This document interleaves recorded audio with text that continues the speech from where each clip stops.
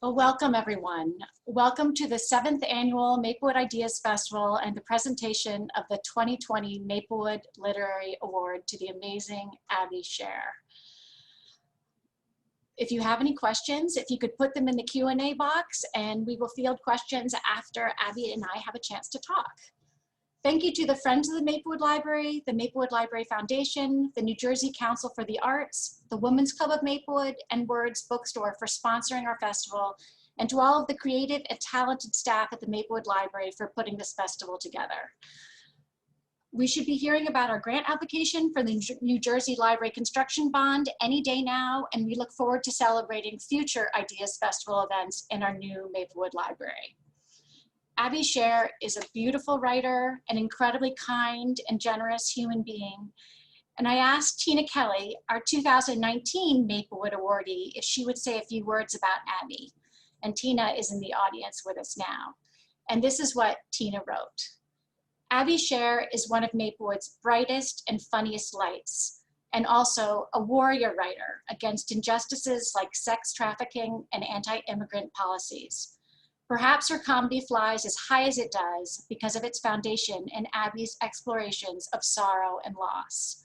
Somehow, with 3 kids and a grueling writing schedule, she finds time to help run the Chuckle Patch Comedy Show, which we definitely need in these trying times. I have it on authority by a member of her writing collective that she is one of, if not the, most focused and disciplined writers ever.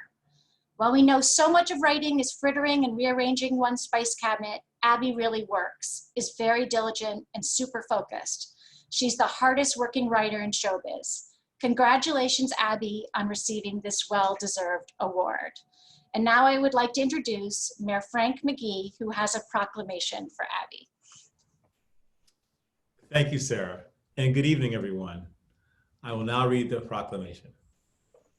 Whereas Abby Sher is an award-winning writer and performer whose work has appeared in the New York Times, the New Yorker, the Washington Post, the Los Angeles Times, Self, Jane, Elle, and others.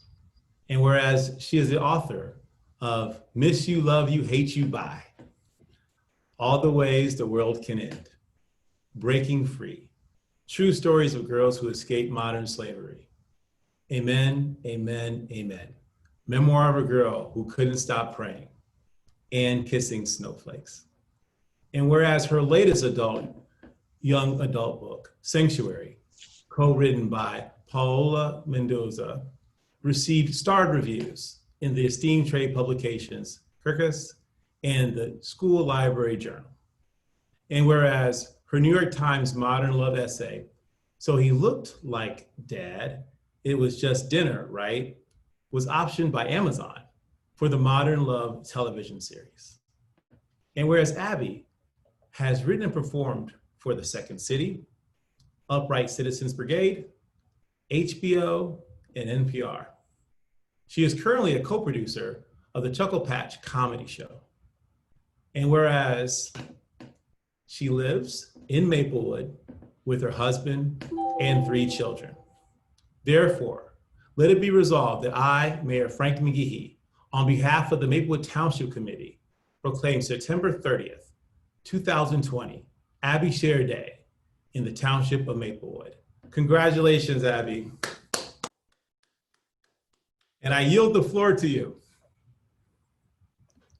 Oh my goodness. I feel like we should have a debate, but that would not, that would not be fun. Thank you so much. And thank you to Tina for those beautiful words. And I have so many things to say about Tina Kelly, but I guess I'll save them for another time. But if you want a really well-made mask or a sweater, that is just one of the many things that Tina Kelly does. Okay. Boy, I didn't expect to be that verklempt already. Whew. I was going to read to you from my earliest work. This is from my first volume of literature. It's called The Underwater Disco. I don't know if you can see that. Yeah, that's The Underwater Disco. Without giving away my age too much, it was written April 30th, 1981.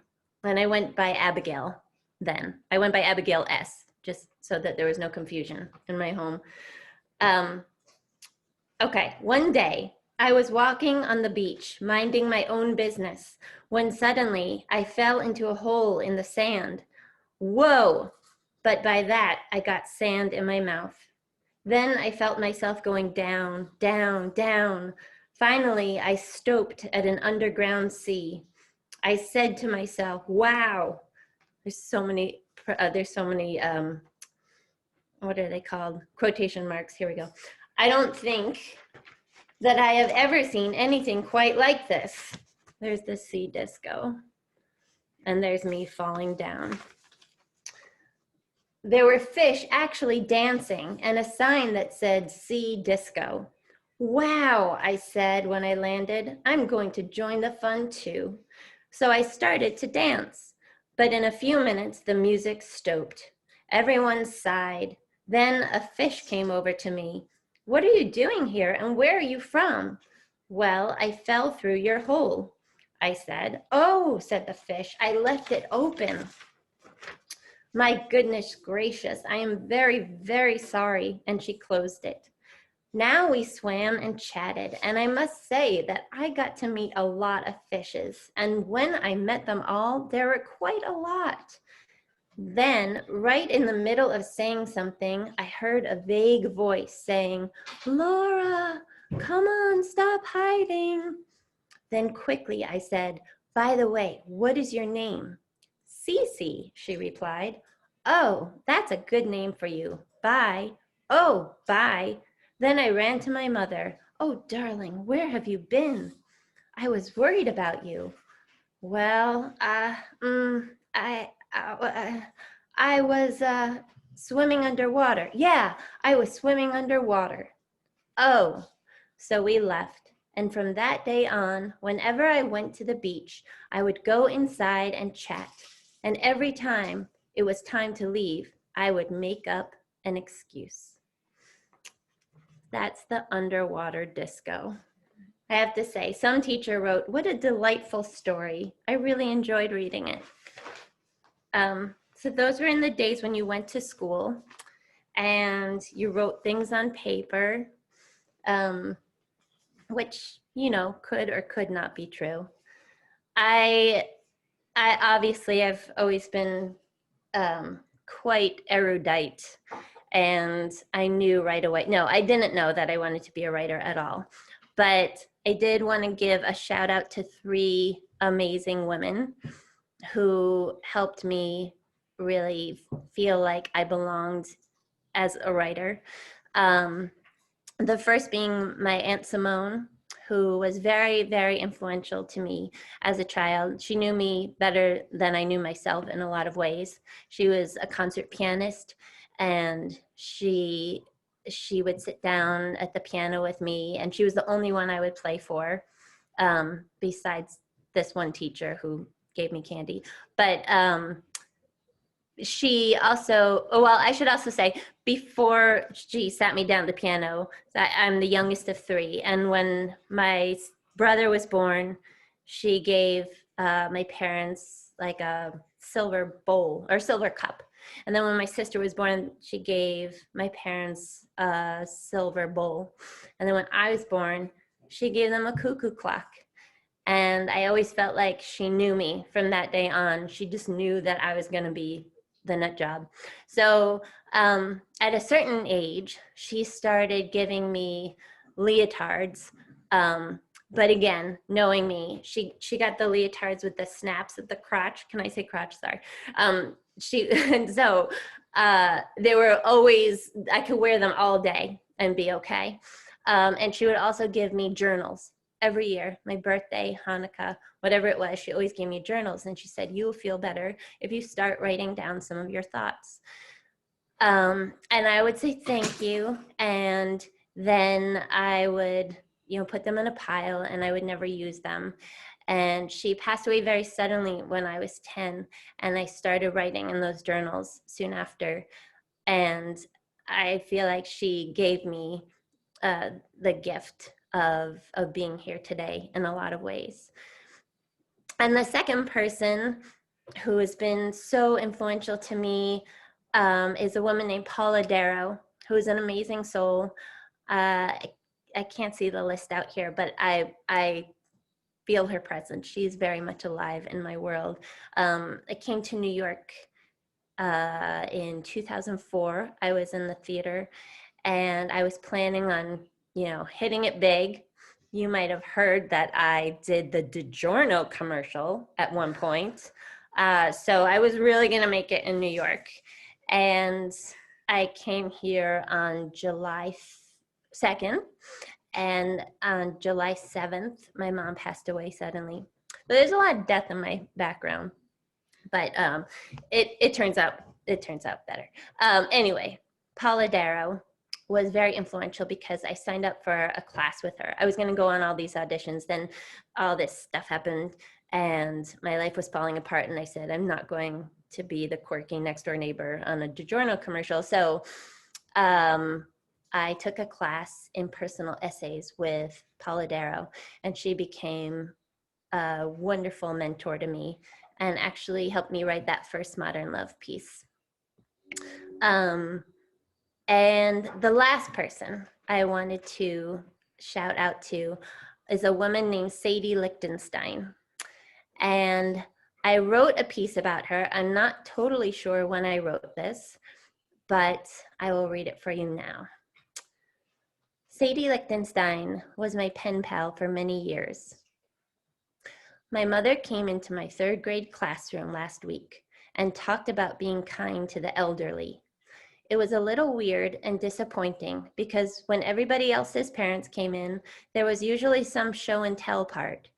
Like Eliana's mom brought their hamster Otis, and Greg C's dad passed around his autographed soccer ball because he once played in the pre-Olympic trials. But mom couldn't bring in an old person because they're hard to transport.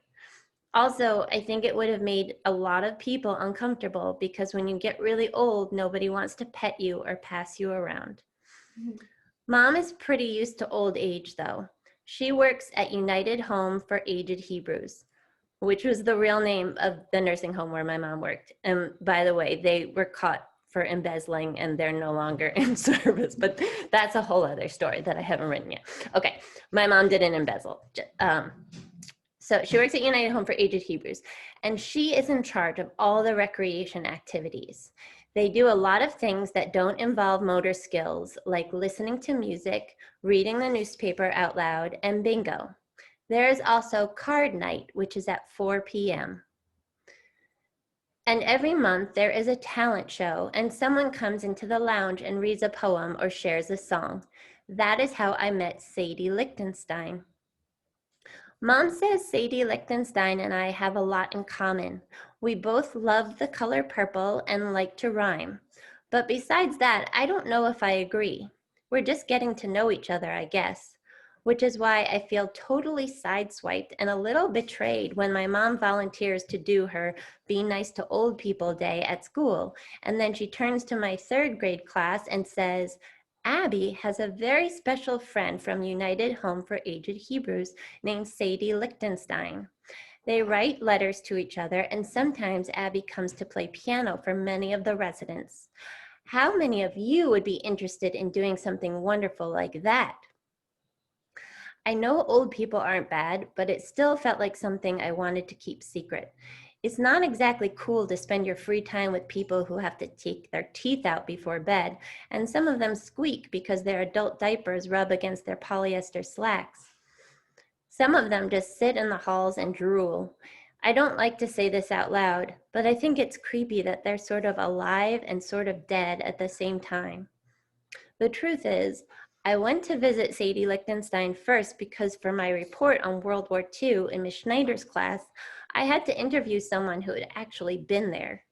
All of my grandparents are already dead, and I didn't want to get an incomplete on my assignment. So when Mom offered to take me to work, I said okay. The first time I went was the scariest. Not only were all the droolers in the hall, it was 100 degrees because Mom says old people have poor circulation and need extra help staying warm. It also smelled like fish sticks and glass cleaner. Sadie is pretty put together for someone who is 89. She always has on blush and eyeshadow, but they sort of float up into purple clouds on her forehead. She also has a lot of hair accessories that she likes to wear all at once, like a headband and bow clips and a big silk lily. She always wears at least 3 necklaces that she turns over between her bony fingers while she talks: a Jewish star, the outline of the state of New Jersey, and a heart-shaped locket with a picture of her daughter Nina and her son Peter. She talks about them a lot, but when I ask Mom about them, she just shakes her head and says, "You'd think after all these years they'd come and visit. Here's the thing you have to remember, chicken. It's never worth it to hold a grudge. It's just not nice." So I guess nobody really visits Sadie Lichtenstein except me, which is one of the reasons I agreed to come back. Plus, Sadie Lichtenstein said she had more details to include in my World War II report, and I wanted to get a good grade. But pretty soon my report was turned in, and then I had to show Sadie Lichtenstein my A, and then Mom said, wouldn't I like to show Sadie Lichtenstein how I play the tarantella in B flat? And then I was going in with Mom every Wednesday after school. First, we'd stop at the soda shop, which is actually an old storage closet by the cafeteria that they put a counter in, and we'd order Diet Cokes and Walker's shortbread. Then we'd go to Mom's office and I'd get my notebook out so I could show Sadie Lichtenstein some of my poems or drawings from the past week. And when we went up to Sadie Lichtenstein's room, at first I told Mom that she couldn't leave me alone there because it felt too hot and I was sure somebody on the floor was going to die. But after a month or so, Mom said that she had to go downstairs and do work, and would it be okay if I stayed with Sadie Lichtenstein by myself? And Sadie Lichtenstein and I said, yeah, at the exact same time. So I was Sadie's pen pal for, well, spoiler alert, until she died. And I really do credit my mom and her love of letter writing and my love of letter writing. And I think in many ways, that's the whole point of writing, is to connect on the page, to say whether it's comedy or tragedy or that weird smushy middle, what I can't say out loud. So especially when our postal service is endangered, I encourage you all to write a letter. And I want to say a special thank you to the people that I mentioned, Paula and Sadie, and oh my goodness, who was the first person? That's terrible. Oh, my Aunt Simone.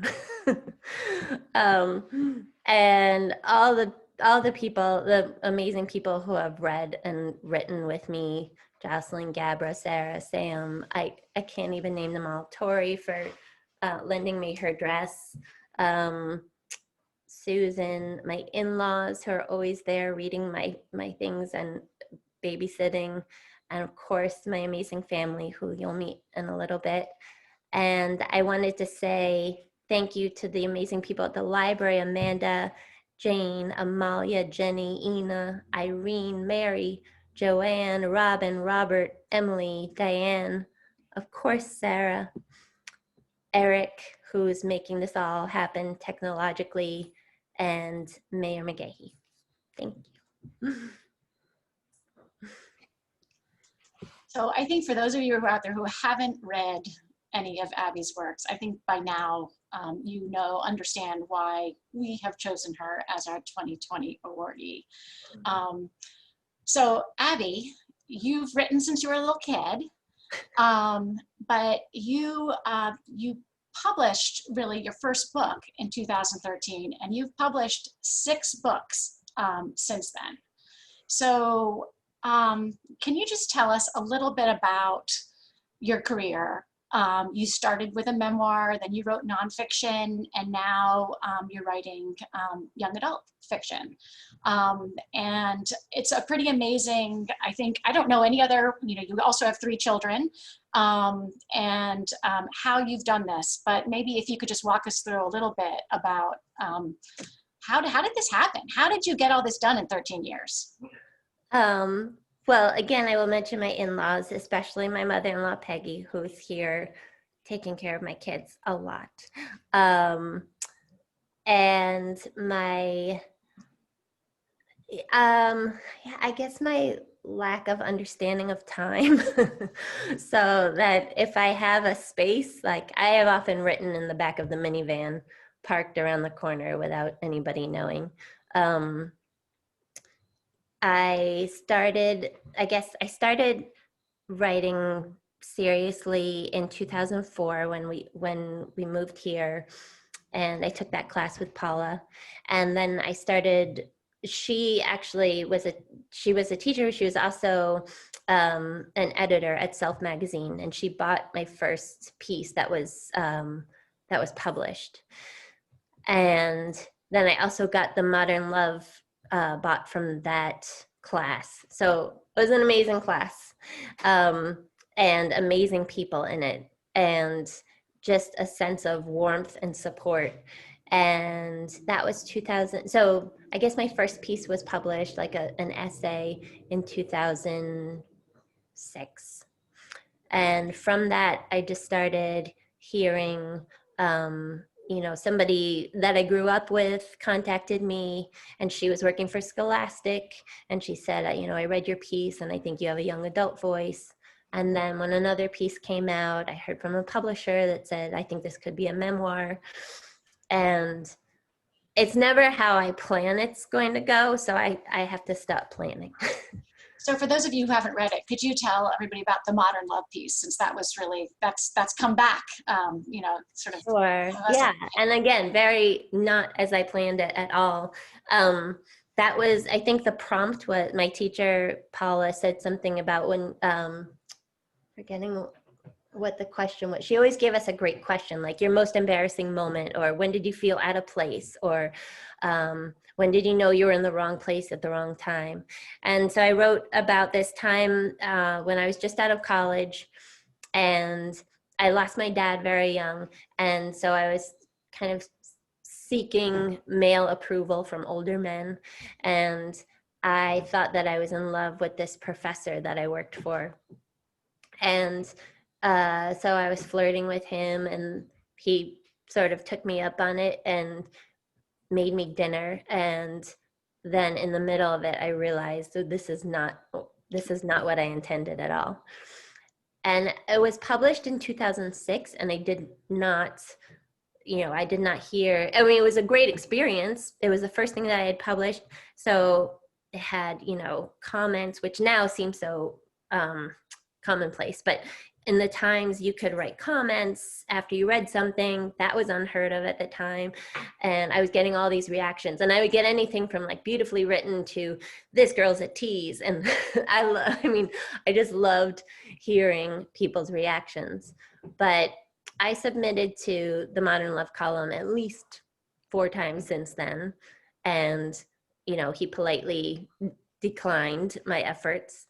And then a couple of years ago, I guess the summer of 2018, he contacted me and said, so I think Amazon is making a show about Modern Love, and they've narrowed down their picks. And you're in the final countdown. So it was really fun. So that's just an amazing story. And then, so I guess I've come to your work a little backwards. So I've read your young adult work, and I just finished Amen, Amen, Amen. So I feel like I really know your family. I don't know if any of them are in the audience right now, but if you could tell us about, you wrote a memoir when you're very young, and a little bit about writing a memoir, really as your first piece, your first book. Yeah, it was not my plan again. I had written, again, out of that class, I had written a story about feeling completely obsessed with something in my life. I was diagnosed with severe OCD, obsessive compulsive disorder, when I was like 13, and I tried to ignore it, and I tried to pretend it wasn't happening to me, but it got worse and worse. And I had a moment in high school where I literally thought that I had killed someone with a shopping cart. And so I wrote about it, and I didn't know how to explain it, but I just kept on writing it. And that was the piece that was put into Self magazine. And by the time it came out, because in those days, I honestly don't know much about the magazine industry right now, but they bought it in like 2005, and then they published it in 2007. So I thought, well, I got some money. I don't know if it's going to come out. And by the time 2007 came around, I was done with writing about it and thinking about it. I needed to just go into therapy and do my thing and take care of myself. But that was when an editor reached out to me and said, I think that this could be the seed of a memoir. And it was very, very therapeutic to write it, because OCD has always been like a through line in my life, but in a way that I think has helped me cope with so many things. I lost my aunt very young and my dad very young. And then I had a stepdad for a moment who also died. It was just like I was completely rocked by all these deaths around me. And OCD was my way of coping.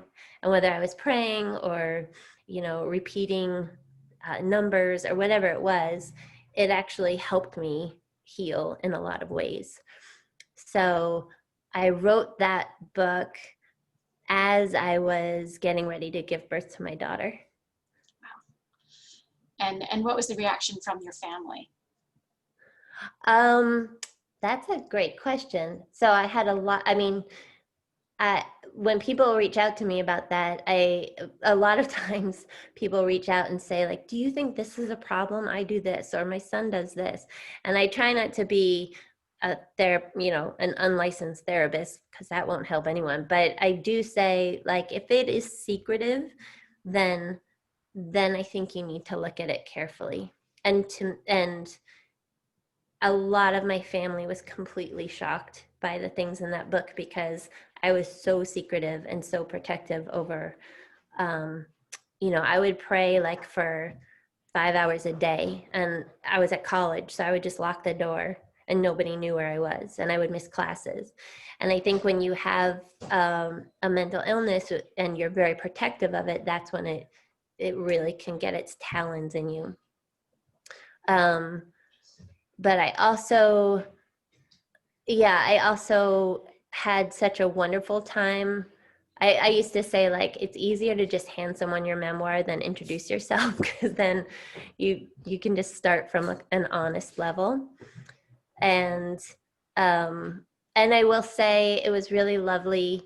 I was just talking about this with a friend. There are certain, especially when you're digging up things from your own history, I forgot certain details, and I'll always feel sad that I left my brother out of a scene just because I didn't remember he was there, and he was really taking care of me in that car ride that I wrote about. So my father had just died, and my cousins were taking us home, and my brother actually had driven all the way up to get us and hold me in the back seat as we drove home, and I just blocked it out. And so that was a beautiful lesson in humility, but also in just like we each remember the same things so completely differently. So you covered similar themes in all the ways the world can end. So the young protagonist has OCD, and I just looked back through it today. I was like, did she put a pandemic in there? I did. I know. And you did. Know. No, you didn't. But you did put, killing by too much antibacterial soap, and I was thinking, what's going to happen to us here? I know. Every time I taste the bitter Purell thing, I think. So how did you come to YA then? So that's where you are right now. And I actually misspoke earlier. So you wrote Kissing Snowflakes before your memoir, Abby, is that true? Yeah, Kissing Snowflakes was first. Okay. that was the old friend that had read my Modern Love piece. And even though it was a very adult topic, she said, I think you have a young adult voice. So so she sort of like hired me to write this young adult romance. And I thought, oh, I don't have work, so sure, I'll try that. And then the memoir. And then I had full intentions of writing adult books, but every time I sat down, I just wrote in the voice of a teenager. Right, and you're such a, I mean, you're such a generous voice and such a kind way of writing, both funny and dealing with such incredibly tough subjects. I mean, the things you write about are not easy subjects at all, but you find the kindness and you find the humor in them, and that, I think, is, it's a pretty amazing thing. So after All the Ways, maybe you can tell people a little bit more about what All the Ways the World Can End and what it's about. Sure. All the Ways the World Can End was really a really fun book to write. In a lot of ways, it was taking my background, but giving it to a fictional character who dressed better than me and was a little more daring than I was.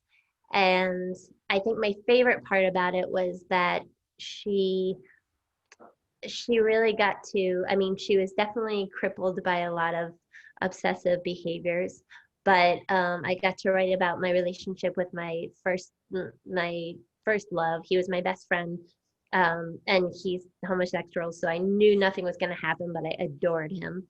And it was like exploring these relationships that I knew very well, but I could give them to other people.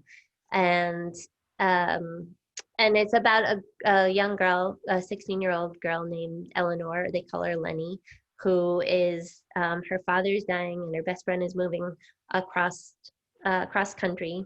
And she's more obsessed with the end of the world than she thinks that she can save the world. And a lot of those things were true to my life. They didn't happen in that way, but it was fun to see how this girl could be led out of this narrow bunker of a place. And then your next book came out in February of this year, and that's Miss You, Love You, Hate You, Bye. Mm-hmm. And that also has sort of, a little bit of autobiographical theme, but you have these two amazing friends who, one starts to, not be such a great friend. And you have this way of writing in such a breezy, kind of easy way, but then suddenly something really big is happening. And maybe if you want to describe what this book is about. Sure. Again, it was, I think I'm in both.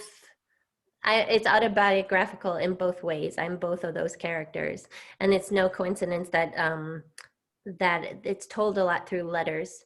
So there's two best friends, Zoe and Hank, and Zoe is writing letters to Hank from a rehab center, and you don't really know how she got there.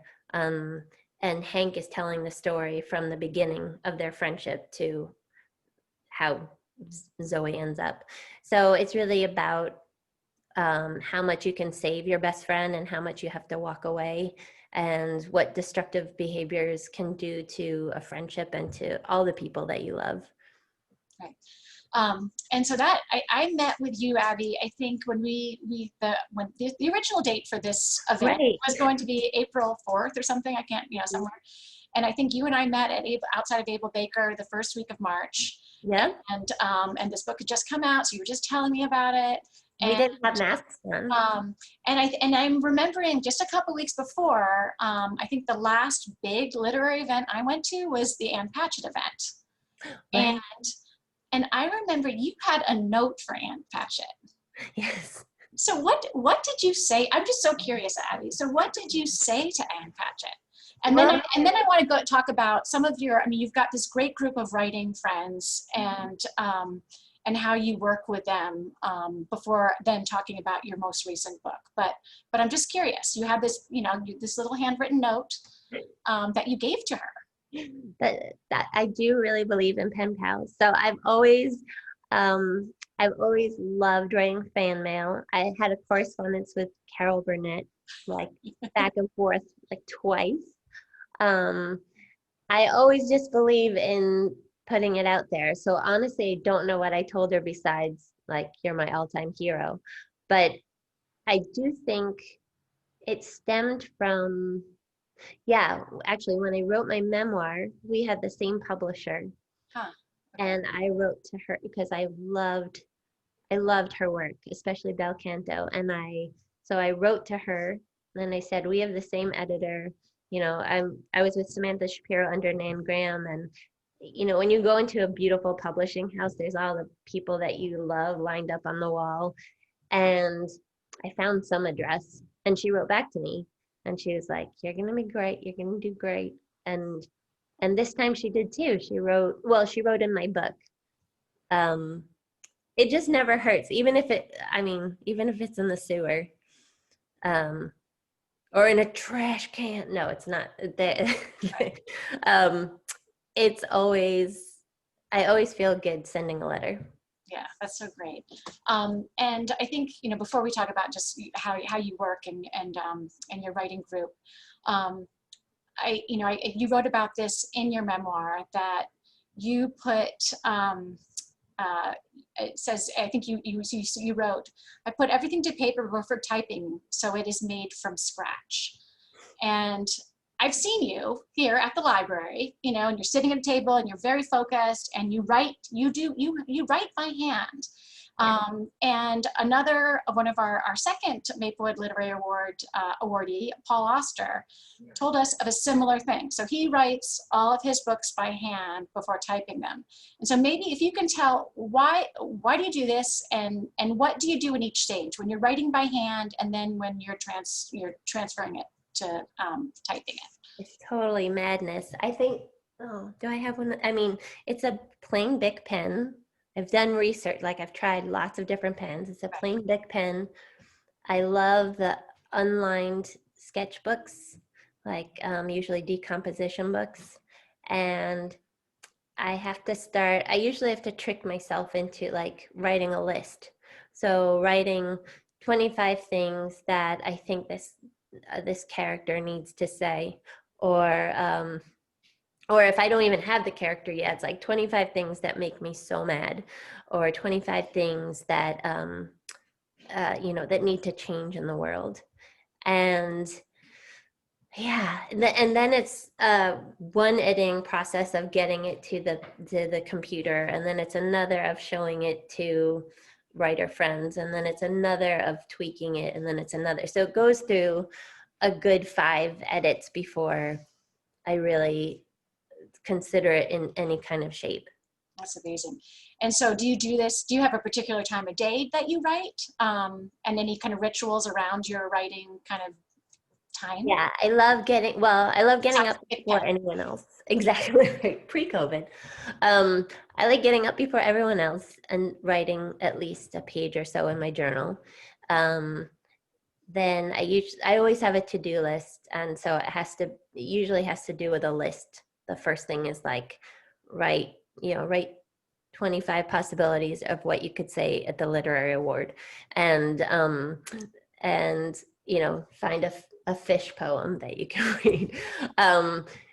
And I'm always happier if I can get writing in the morning. And I have to turn off the computer at a certain point at night. That's just for my own sanity. Okay. And so, so you've got this great group of writing, friends. And how often do you get together? How often do you share work? Is there a time during your writing process where you're like, that you don't share anything? And yeah, just explain how that all works. Definitely. I've been in many different writing groups. One of the shout outs I mentioned was my friend Jocelyn, who runs this group. We used to meet every Tuesday in Chelsea, in the city. And she's so good at running the group. So people read it before and gave comments. I've been in groups. Another amazing mentor, Sue Shapiro, runs these groups where everybody reads out loud. At a certain point during having a third kid and all that stuff, I realized I couldn't sit down and like discuss things. I had to just send writing and read someone else's writing and give my comments. So now I'm in a group that I love, with two locals, Brian and Roger, who are awesome. And we exchange it via email and then write comments like in the document and then send it back weekly. Although we haven't gotten our act together for the fall yet. Yeah, so there are definitely times like the summer, you always promise that you're going to send things, but 200 things are happening. Right. And then this, did you hear about a pandemic that happened? So I there's, know, it's crazy. yeah. Kind of messed up everybody's plans. I know. But so you had, I mean, 2020 is a big year for you because you had a book come out in February, and then, you know, and then you've had a book, Your Sanctuary, came out this September, and which is a very different, you know, this is a book that you collaborated on with Paula Mendoza. So it's, I'm imagining it's got to be a very different process to write a book with someone else. So, you know, how does that work, Abby? Yes, this has been really fun because as I said, I started in theater, so I was very used to collaborating and being a part of a group. And then when I started writing solo, it was so scary and so lonely. So I do have a discipline to it, but to be able to collaborate with Paula has been amazing. I think we both come at it from different angles. She's very plot savvy. So mostly because she knows these stories. She's been working, she's an amazing activist. She walked with people on the caravan and helped people come across the border. And I mean, she's on the front line. She knows these stories. And I am more character driven. And so she could tell me how one person was going to get from point A to point B. And then I would have to think like, well, why, you know, what would they be wearing? What would they be thinking? What would they be eating? And the topic was really important to me, but I was a little bit clueless about the realities of it. So the story is about a 16-year-old girl named Valentina, who is undocumented. And it's set in 2032, which is just around the corner. And so America has progressed. There was a third term that I won't mention the specifics about. And then everybody has to have an identification chip put in them. And if you're undocumented, you usually try to find some sort of counterfeit chip. But one day, she's living up in Vermont, one day her mom's counterfeit chip goes off and the deportation forces are closing in on them. So Valley, who's 16, has to get herself and her little brother to safety, to sanctuary. And, you know, I really thought that this was going to be some lesson in dystopian fiction. And honestly, every time we sat down to write together, I would get another news alert and these things would really be happening at the southern border. And every time Paola would suggest a plot twist, I'd be like, that's a little dark. Like, let's tone it back a little bit. And then the Times would report that that exact thing had, I mean, we just read about the hysterectomies and these are really happening. So it is slightly in the future, but very, very possible. And it was exciting working with her because she really does know how to push things forward. I mean, she's one of the organizers of the Women's March and the Families Together.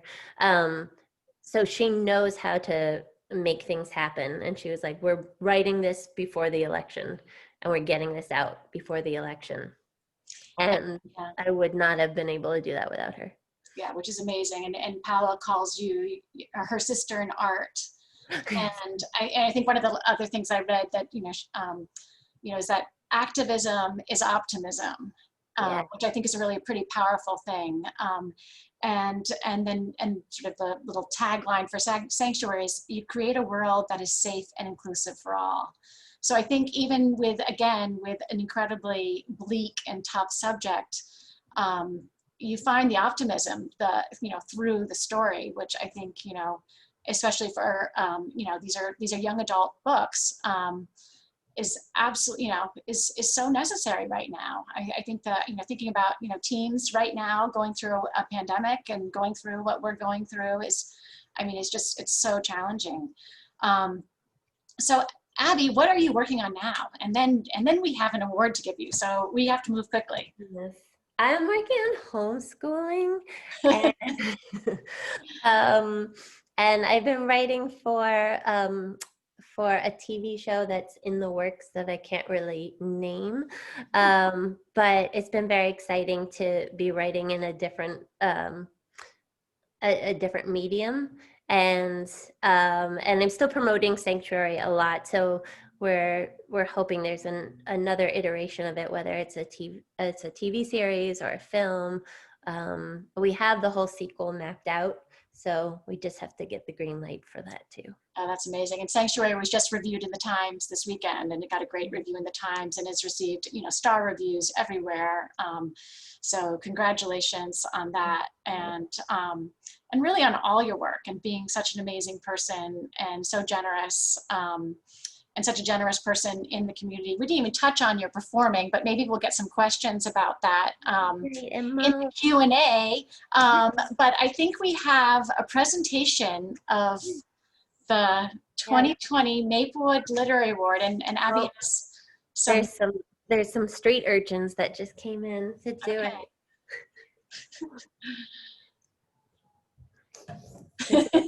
This is my youngest, Sam. Hi, Sam. This is Zev. Hi, Zev.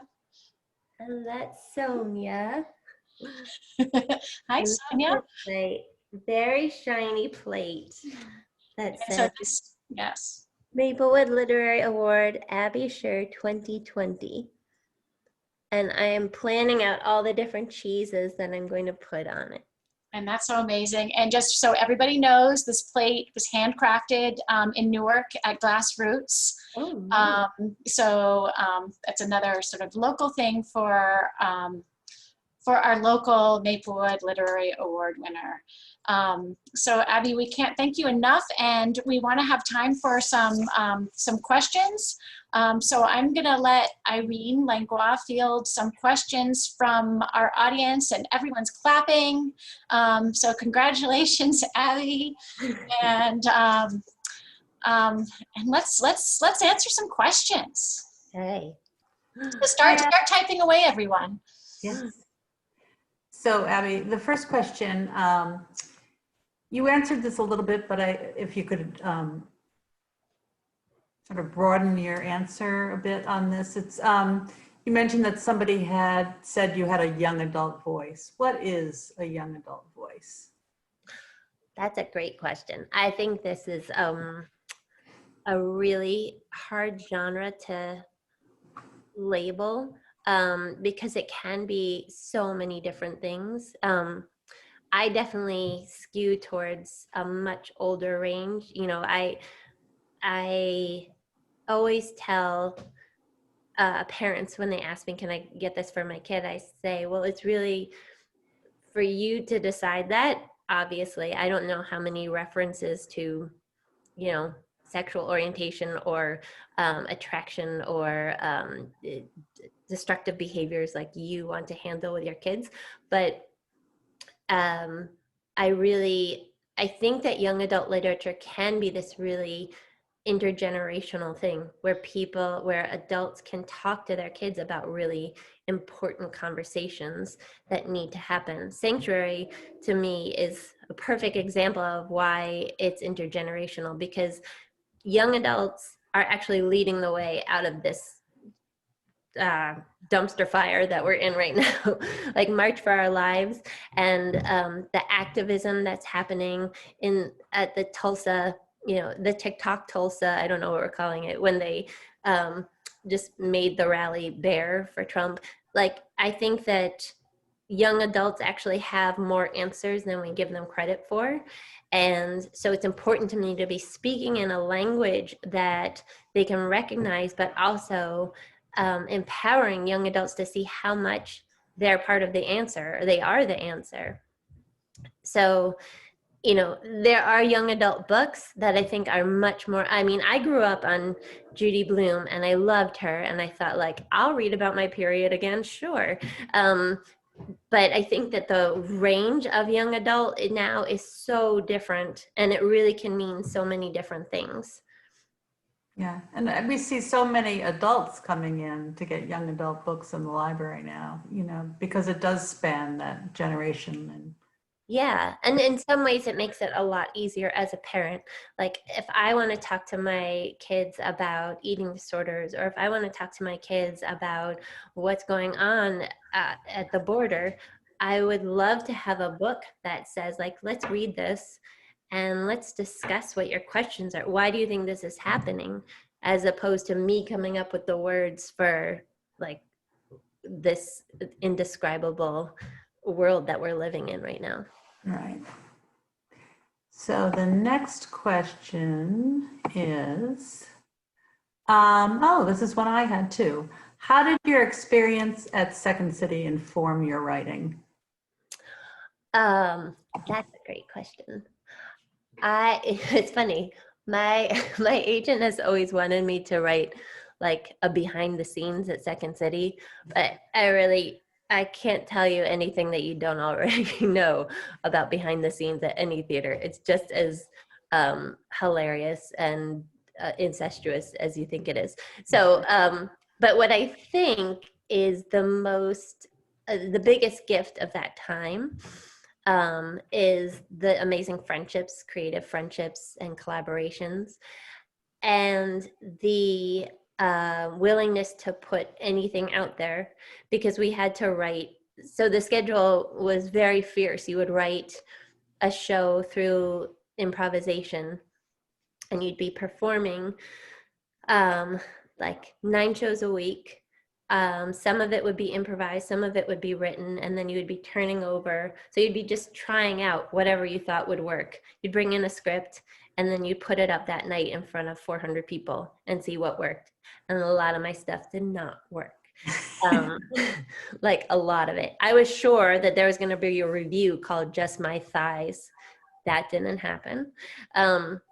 So a lot of my stuff didn't work, and I just had to keep on churning out more. And it also made me read the newspaper a lot better, because I had to be topical and come in with, you know, at the time it was like, well, how can we make Putin funny? And now he's actually one of the funniest people out there. But And did the improv sort of help you just be more spontaneous with your writing, or?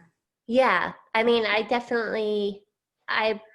had teachers tell me, like, you need more time with this because I'm very impatient and I put everything out there, and then my lovely writing group has to sift through it. But I don't censor myself very much. And I think that's the gift of improv, because you can't, if you're on stage censoring yourself, you're not going to get a scene out of it because you're not there with your partner. Right. There'd be dead air too. Right. The next question is, what's the funniest part of writing for you? The funniest or the funnest? Funnest, sorry. Funnest? Funnest, yes. Okay, the funnest. Well, I decorate my notebooks. That's kind of fun. I guess, I mean, it's always very fun seeing your byline. It's fun. I think it's fun. I honestly think the rejections of writing are more fun than the rejections of performing. So I came from a place where if I got rejected from an audition, or you know, I performed in front of Lorne Michaels and he would literally just pick the person next to me. So that kind of rejection really wears wears you down or wore me down. But I remember my first rejection from writing, and it was kind of hilarious. It was kind of fun to lift it up. Like they had whited out, they had typewritten it and told me why it didn't fit in their journal. And then they had to use whiteout to make the sentence better. And I thought that was like all the ways that you don't work for us was rewritten. So in some ways, even the rejection, it's not great, but at least I feel like I'm being seen for what I've done, as opposed to like, oh, he didn't like my nose or whatever it is. Right. Do you always like your characters right away, or do they have to grow on you? Oh, that is great. A lot of people, I think, who are here probably know that this is what I struggle with a lot. So for Miss You, Love You, Hate You, Bye, there's two characters who are both a little bit despicable, and both are despicable in ways that I was despicable. So I think that fiction is really delicious to me because I can manipulate the characters, but it's also really hard to make them, they can't always be likable, but I have to love them at their core. And I have to relate to them at their core. And that's something that I still get very obsessed with. I mean, speaking of OCD, like I'll get into a place where I really can't see what's in front of me because I just have to figure out how this person can be more likable on the page. It's like family. Exactly. Yeah. Let's see, next. Since you are so gifted with creativity in so many areas, how do you know when to scrap an idea that comes to you? I don't think I do. I mean, I have done many shows to crickets. That's a great question. I mean, I think now my family is a buffer zone at some point where my husband will be like, I don't see how that works, in a kind way, but like at least I didn't put it out there so that everybody else tells me that. I do think it takes a lot for me to not try something in front of an audience, though. You're brave. Oh, or just bored. I mean,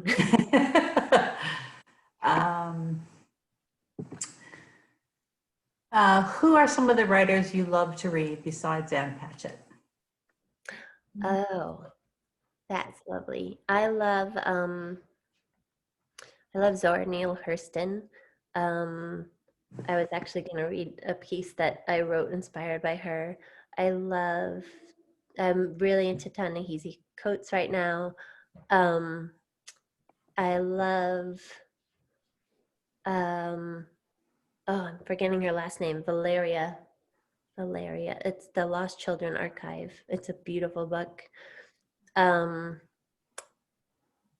there's so many amazing authors in our town. I have to say, we have a crazy talented town, and it's so exciting when I see a byline or like books lined up where I actually know the authors. And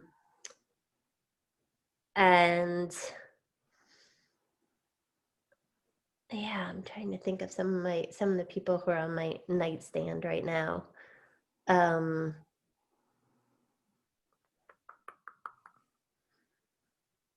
I'll always go to a good Buddhist text when I'm just completely lost. So Thich Nhat Hanh, I'll put him as my last one. So we can do one more, Irene. Okay, here's one. Writing the characters in Sanctuary, how do you walk the line between whatever universal teen experience there may be and understanding the cultural differences that change the experience the character has from who you might imagine it?